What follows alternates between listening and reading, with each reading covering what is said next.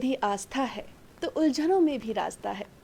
जैसा कि आप सभी ने देखा अभी कैसे लोग अपने व्यस्त समय में से कुछ पल निकाल कर आते हैं मेडिटेशन करने।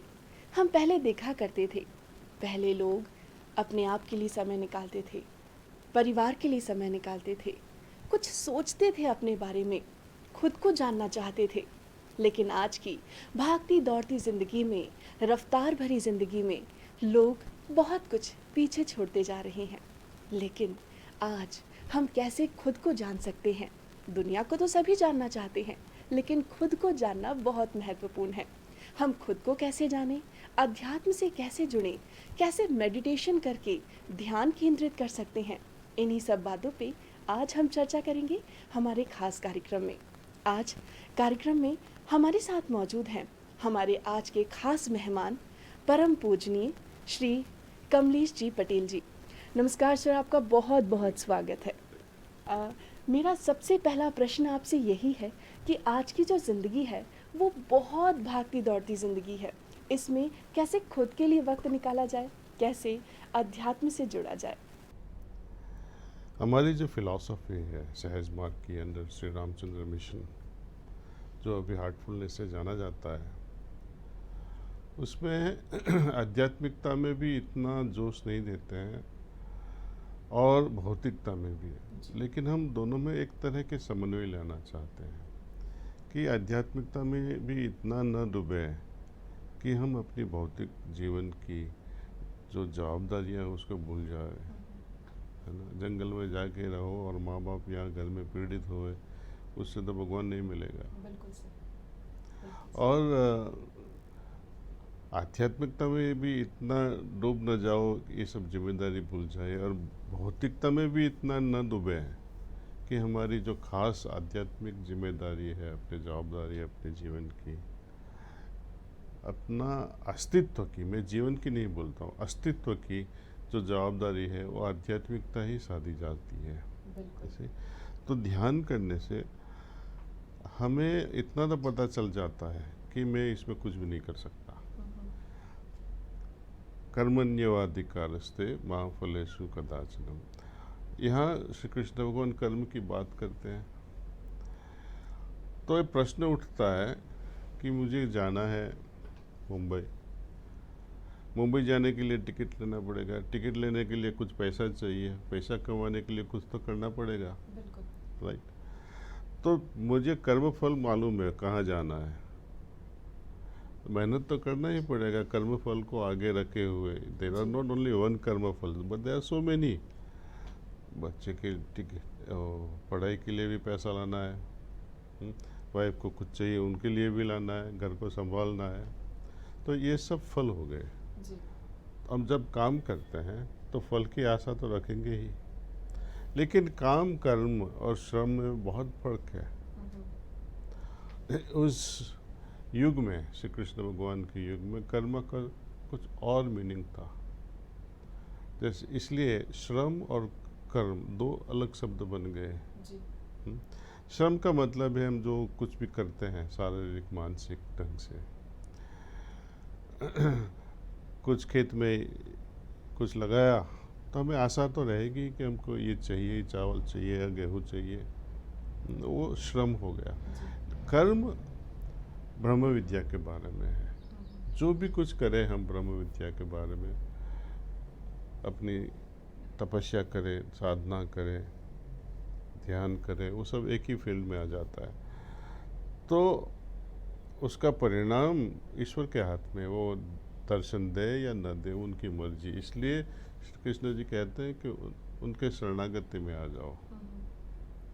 जब आप उनकी शरणागति में आ गए तो आपको बहुत कुछ करना नहीं पड़ेगा ना। तो ये ब्रह्म विद्या के बारे में है। तो क्योंकि कई युवा लोग ऐसे प्रश्न पूछते हैं कि ये श्लोक कैसे होएगा, हम कुछ नहीं करेंगे और आशा नहीं रखेंगे, लेकिन ये this is a way of learning sharanagati कि I can not demand darshan of lord, it has to be उनकी मर्जी से ये उनके दर्शन होने हैं, नॉट बिकॉज आई वांट। बिल्कुल सही कहा हाँ, आपने। जैसा कि आपने एक मार्ग दिखाया, हम्म, ऐसे ही गुरु का बहुत महत्वपूर्ण योगदान रहता है हम सभी के जीवन में। हम्म, प्राचीन काल में हम देखा करते कि गुरु शिष्य परंपरा से ही चीज़ें चली आ रही थी। गुरु हम्म, जो ज्ञान दिया करते थे, हम्म, उसका कोई तोड़ नहीं, कोई जवाब नहीं हुआ करता था। लेकिन आज जब हम देखते हैं, लोग टेक्नोलॉजी से इतना ज़्यादा जुड़ गए हैं कि गुरु से ज्ञान भी टेक्नोलॉजी के ज़रिए ही पाना चाहते हैं। तो आपका क्या कहना है, क्या मानना है? क्या ये पद्धति भी सही है? क्या इससे भी उतने ही भावपूर्ण तरीके से जुड़ा जा सकता है जैसे पहले जुड़ा जाता था? नहीं, हर चीज़ की लिमिटेशन होती है। टेक्नोलॉजी से हम बाहर ये चीज़ सीख सकते हैं, जी। अंदरूनी जो चीज़ है इतनी नहीं। जैसे हम गुरु के साथ बैठते हैं, ध्यान करते हैं, उसका असर कुछ और ही होता है। हमारे सत्संगी लोग भी देखते हैं, जब कोविड के टाइम में हम जूम से या यूट्यूब से सत्संग करवाते थे, असर तो था ही था, जी। आदत बनी रहती है, शांत मन भी हो जाता है। लेकिन जब हम साथ में मिल के ध्यान करते हैं, उसका असर भी तो कुछ और ही है। बिल्कुल, बिल्कुल सही। यानी कि जब हम साक्षात्कार होते हैं, जब हम सामने वाले से मिलते हैं, बात करते हैं, गुरु से कुछ सीखते हैं, उसका कोई मोल नहीं होता। आइए अब गुरुजी के बारे में जानते हैं। दाजी, आप हमें ये बताइए कि आपका इस तरफ ध्यान केंद्रित कैसे हुआ स्पिरिचुअलिटी की ओर? आपने कब सोचा कि मुझे अब इस ओर ही आगे बढ़ना है और इसी मार्ग पे मुझे कुछ करना है? इसके बारे में तो इतना ही कहूँगा कि बचपन से ही कुछ एक तरह की इच्छा हुआ करती थी कि सब क्या है, मैं कौन हूँ, दुनिया क्यों है। एनीवे, स्वामी विवेकानंद और रामकृष्ण परमहंस की किताबें पढ़ के ऐसा लगता था कि हाँ, ऐसे गुरु मिल जाए तो अच्छा है। लेकिन रोना भी पड़ता था, क्योंकि ऐसे गुरु कहाँ मिलेंगे अब, बिल्कुल। है ना। तो अपने आप खुद बुक किताबें पढ़ के ध्यान कर लेता था until 1976 when I was 19 years of age। तो एक बार मेरा मित्र मुझे मिला और बोलने लगा, कमलेश भाई, आप Kamlesh, you are wasting your time, तेरे को ध्यान नहीं लगता है, मैं देखता हूँ दूर से, चल मैं एक प्रशिक्षक या प्रिसेप्टर के पास ले जाता हूँ, जो आपको ध्यान में एकदम डुबा देगी, आप ध्यान में ही हो जाओगे। जी। बोला ठीक है, इसमें कुछ लॉस तो है नहीं। मैंने पूछा कितना पैसा लेंगे? देखिए, वो लोग पैसा चार्ज नहीं करते हैं, गुरु दक्षिणा पहले नहीं मांगी जाती, और बाद में देना न देना वो आपकी मर्जी है, फूल या फल दे लो, बहुत हो गया। तो हम तो चले गए 1976। जी। ध्यान उन्होंने करवाया, बहन थी द्रौपदी देवी अग्रवाल, जो प्रशिक्षक थी ये श्री रामचंद्र मिशन की। पहले ही जो सेशन रहा हमारा उनके साथ, उससे इतना समाधि लग गया कि पूरी बेहोशी हो गई, पूरा शरीर है या नहीं वो भी महसूस बंद हो गया, पूरा एकदम खालीपन हो गया। जी। और अंत में ऐसा लगा कि श्री राम कृष्णा परमहंसा, उनकी ग्लो दिखाई पड़ी, कि गोल्डन ग्लो, और हाथ दाएं हाथ से, बाएं हाथ से ना, बाएं लेफ्ट हैंड से आशीर्वाद देते हुए लग गए। तो तभी लगा मुझे कि मेरा अभी रामकृष्ण मिल गया, जो थे रामचंद्र जी फ्रॉम शाहजहानपुर। और उन्होंने वो प्राणाहुति से ये ध्यान की पद्धति में एक तरह का नवा रिवॉल्यूशन ला दिया। हम ऑर्डिनरीली ध्यान करते हैं, और जब ध्यान हम प्राणाहुति से करते हैं तो बहुत फ़र्क पड़ जाता है। पहली बार भी जो ध्यान करने लगा है, पहला ही सेशन में उसको ध्यानमय की हालत आ जाएगी, जी। और बाद में धीरे धीरे धीरे धीरे अपने जितना रस या तड़प है अपने हृदय में ईश्वर के प्रति, उस पर निर्मित है। बिल्कुल। कहते हैं कि यदि आप गंगा में एक डुबकी लगा लो तो आपके सारे पाप धुल जाते हैं।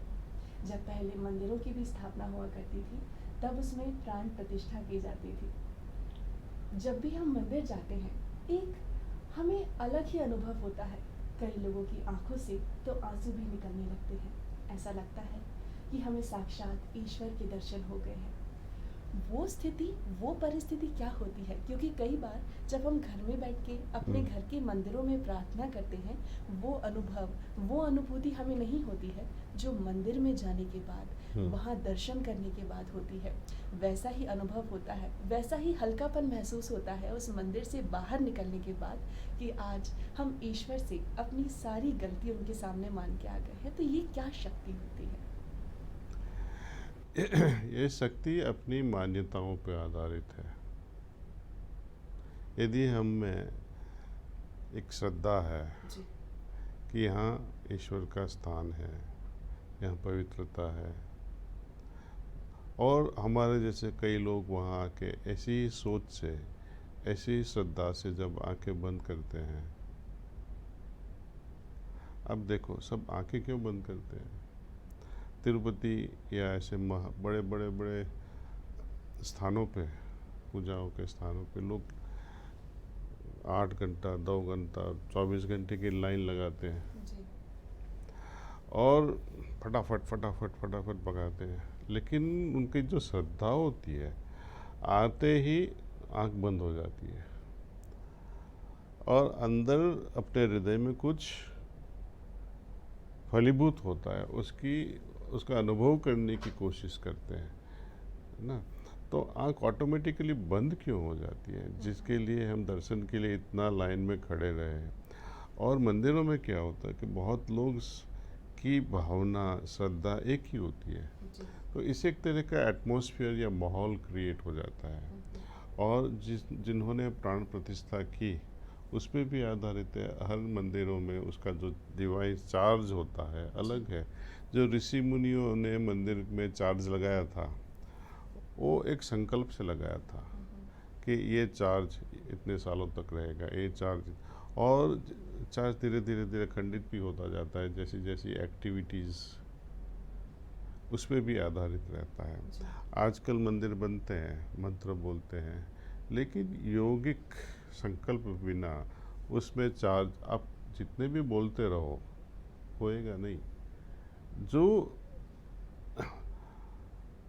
अपनी योगिक कैपेसिटी या ईश्वर से जो जुड़ा हुआ है, वो ही उसमें प्राण डाल सकता है। मूर्ति तो बोलने वाली नहीं है कि मुझ में प्राण आए कि नहीं है। लेकिन हम कह सकते हैं कि ये जो प्राणाहुति से हम ध्यान करवाते हैं, उससे तो आपको अनुभव होगा ही। और अनुभव नहीं होगा तो आप कह सकते हैं कि इनमें प्राणाहुति की वो फ्लो करने की कैपेसिटी नहीं है। वो इंस्टेंटली एक ही सेशन में आपको पता चल जाएगा।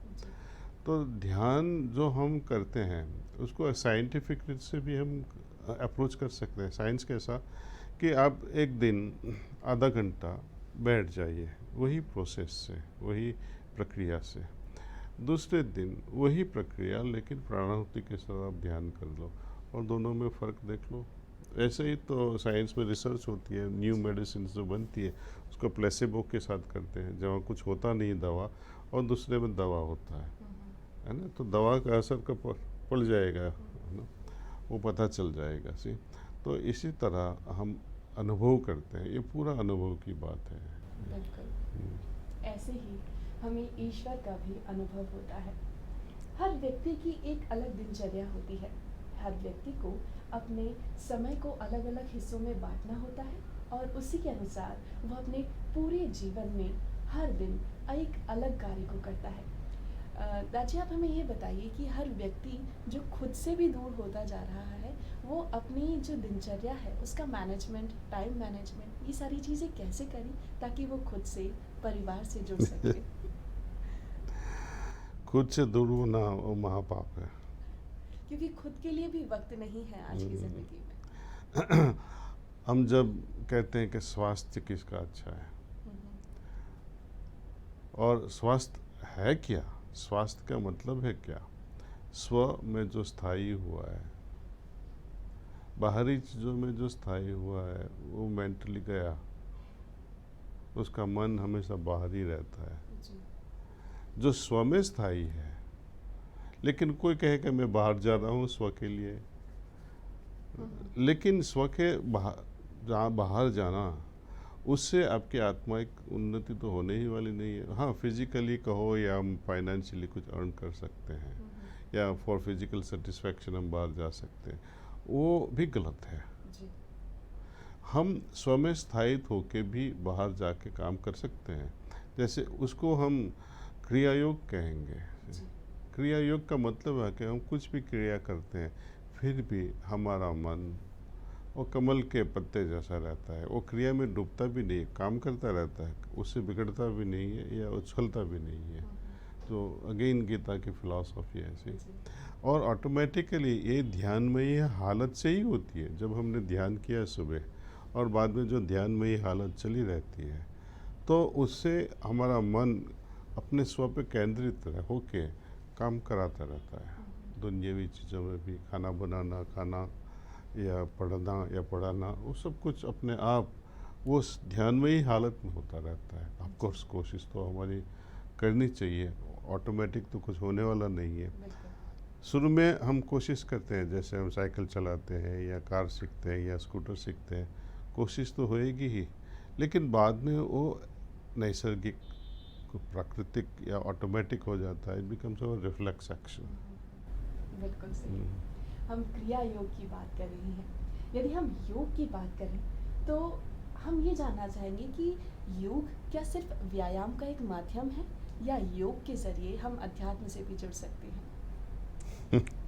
Is asking good questions. Because आजकल एक फैशन कहो या एक तरह की चाल जो दुनिया में चल रही है, आसन किया, शीर्षासन किया, प्राणायाम किया और लोग समझ बैठते हैं हमने योग कर डाला। योग का मतलब है यज्युति इति योगा। और दूसरा भी है कि योग में अपनी चेतना अपने स्व में केंद्रित हो जाए। दूसरा भी मतलब है lower self merging with the higher self, आत्मा का परमात्मा के साथ का मिलन। ये मिलन कब हो सकता है, राइट? तो हम छोटे उदाहरण देंगे कि जो लाइक डिजोल्व्स इन लाइक, जैसे पानी में पानी मिल सकता है या पानी में उसके जैसी ही चीज़ उसमें डिज़ोल्व हो सकती है, लेकिन पानी में ऑयल मिक्स करोगे तो नहीं होएगा। कबीर जी कहते हैं कि ईश्वर का रियलाइजेशन, ईश्वर दर्शन वो तभी होता है जब वो बिंदु है या पानी का बूंद है वो समंदर में समा जाए तो वो समंदर बन जाता है। वो एग्जाम्पल ऐसा देते हैं। लेकिन मैं कहूँगा कि समंदर में कुछ ऑयल का बूंद गिर जाए तो क्या मर्ज होएगा? रिजल्ट तो कभी नहीं होएगा। तो ईश्वर भी, ईश्वर प्राप्ति भी ऐसे ही, हम जब तक उनके जैसे हमारी क्वालिटीज़ नहीं बनेगी, मीन्स कि हमारे में जो कमियां हैं वो ख़त्म नहीं होगी और जो कमियां उनमें है, आई मीन जो क्वालिटीज़ ईश्वर में है वो हम में भी आ जाए जी। तो दोनों का मिलन इजीली हो सकता है। नहीं तो बोथ आर इनकॉम्पिटिबल। जैसे हस्बैंड एंड वाइफ, दो इनकॉम्पिटिबल हस्बैंड एंड वाइफ क्या होता है? लड़े ही रहते हैं। वर्ल्ड वॉर 2 वर्ल्ड वॉर 3 चलता ही रहता है हर एवरी डे, तो उसमें कहीं शांति नहीं है। तो विश्व में भी अपने हृदय में अपना मिलन ईश्वर के साथ एक बार हो जाए तो हमेशा के लिए सुख है, चैन है, शांति है। क्या बात है। ईश्वर के साथ यदि मिलन हो जाए तो जीवन में सुख है, चैन है, शांति है। शांति के लिए हमेशा कहा जाता है संगीत बहुत महत्वपूर्ण होता है। मेडिटेशन के लिए भी संगीत बहुत महत्वपूर्ण होता है, लेकिन कैसे, आप ये हमें बताएं। मेडिटेशन के लिए शून्यता की आवश्यकता है, शांति। बाद में मेडिटेशन पे हमारा एक तरह का ग्रिप हो जाए, कमांड हो जाए, बाद में आवाज़ों में भी चलता रहेगा। म्यूज़िक हो या ना हो, जिनकी म्यूज़िक बन जाती है, संगीत वही बन सकती है जी। तो हमें कोशिश तो करनी है, जब जितना भी ध्यान करें, ध्यान के समय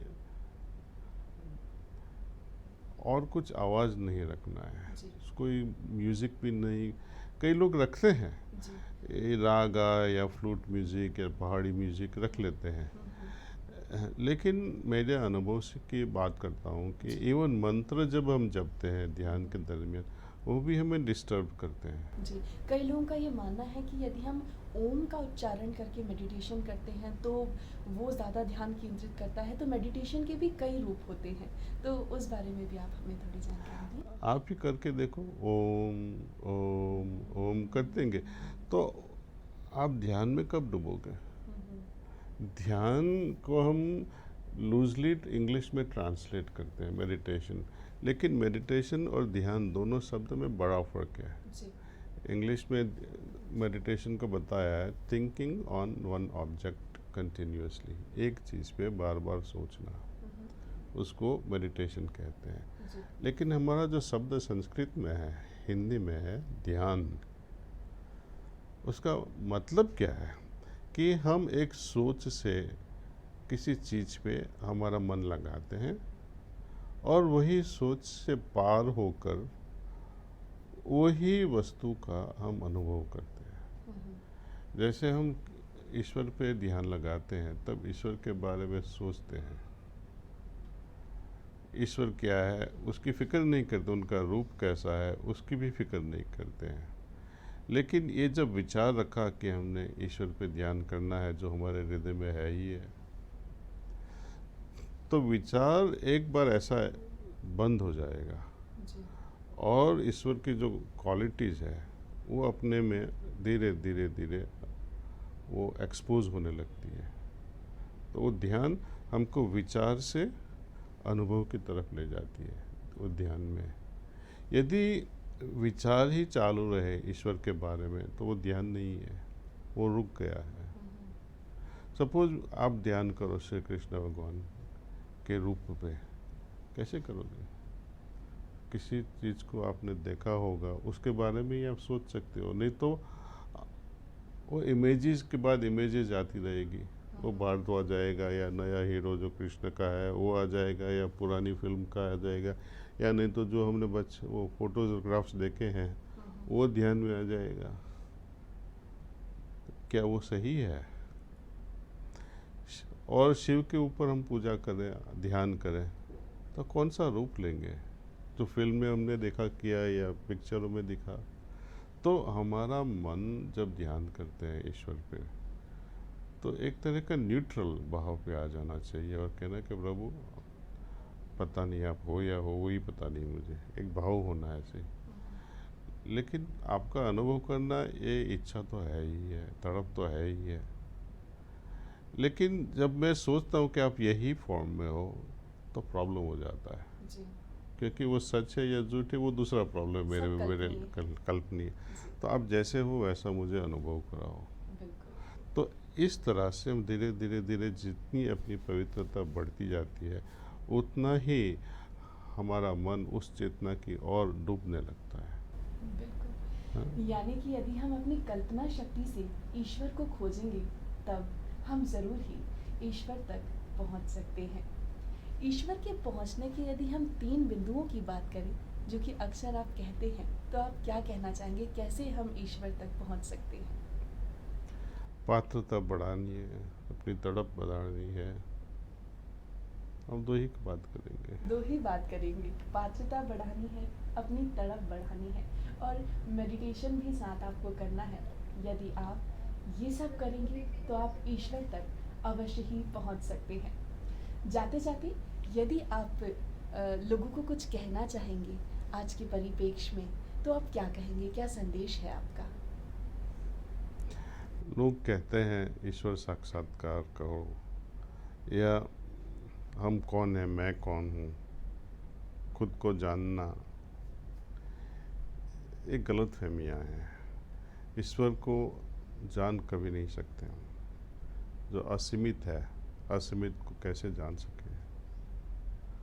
खुद को कैसे पहचाने? खुद को पहचानने में हम अपने में ही इतने बिजी हो जाएंगे कि आपका अहंकार बढ़ जाएगा। खुद को भूलने की क्रिया जारी रखें, खुद को भूल जाओ, ईश्वर को साथ में रखो बस। शरणागति जब ईश्वर से हो गई तो खुद कौन है? आप तो है ही नहीं। तो उससे ही हमको एक तरह की रियलाइजेशन हो जाती है। तो ये अहंकार से बाहर निकलकर ईश्वर में शरणागति लेकर उनमें ही बचे रहें, उसमें ही अपनी भलाई है। और यदि आप ध्यान करना सीखोगे तो ऑटोमेटिकली हार्टफुलनेस वे आपके लिए बहुत बहुत आपको बहुत कुछ सिखा सकते हैं। प्रीचिंग नहीं कि ध्यान क्या है, ध्यान कैसे करना है वो बताएंगे और ध्यान में ही बनाएंगे। कैसे कैसे समाधि का अनुभव होता है वो सब पहले ही सेशन से आपको वो ट्रेनिंग मिल जाती है। तो वेलकम श्री रामचंद्र मिशन, वो आपको हार्टफुलनेस वे या सहज मार्ग की पद्धति से ध्यान कराता है। हमारी ऐप भी है, गुरु के पाँव भी पढ़ने की ज़रूरत नहीं, जैसे अभी टेक्नोलॉजी की बात हुई थी, लेकिन शुरू भी कर सकते हैं। बाद में आपको अच्छा लगे तो गुरु को मिलने की कोशिश कीजिए, और नहीं तो प्रशिक्षक हर सिटियों में, हर शहरों में प्रशिक्षक लोग होते हैं, उनसे परमिशन लेके उनके घर चले जाओ तो आपको ट्रेनिंग लेंगे। बिन कोई मूल्य नहीं है, कुछ उसका क्या फीस भी नहीं है जी। तो ये कहाँ आपके शहर में कौन है वो जानने के लिए आप heartfulness.org पे चले जाइए, HEARTFULNESS.org। Thank you. ताजी, आपका बहुत बहुत धन्यवाद, आपने वक्त दिया और इतनी अच्छी अच्छी बातें हम सभी के साथ साझा की। आपका बहुत बहुत धन्यवाद। नमस्कार। Thank you Monika. हमें पूरी उम्मीद है कि आज का कार्यक्रम आपको अवश्य ही पसंद आया होगा और अब आप खुद के लिए थोड़ा वक्त ज़रूर निकालेंगे, मेडिटेशन करेंगे, ईश्वर की ओर अपना ध्यान केंद्रित करेंगे और खुद को उससे जोड़ने का प्रयत्न अवश्य करेंगे। आज के इस कार्यक्रम को हम यहीं विराम देते हैं। हमें अनुमति दीजिए। नमस्कार।